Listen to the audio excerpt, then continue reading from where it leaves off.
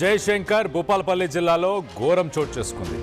చెల్పూరులో బొగ్గు tipper lorry బీభత్సాన్ని సృష్టించింది. జిల్లా రవాణా శాఖ అధికారి వెంకన్నను ఢీకొట్టింది ఒక టిప్పర్ లారీ. దానికి సంబంధించిన విజువల్స్ ని మనం రైట్ సైడ్ బాక్స్ లో చూస్తున్నాం.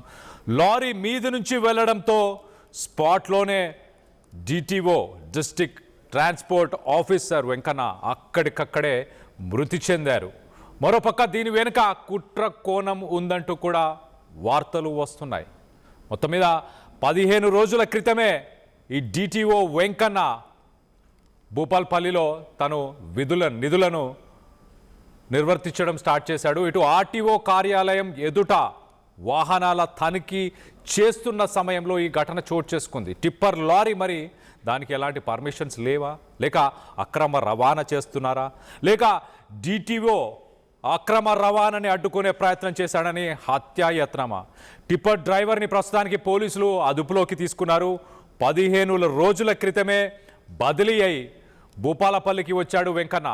డిటిఓ వెంకన్న మృతిపైన సీఎం రేవంత్ రెడ్డి, మంత్రి పొన్నం ప్రభాకర్ దిగ్భ్రాంతిని వ్యక్తం చేశారు.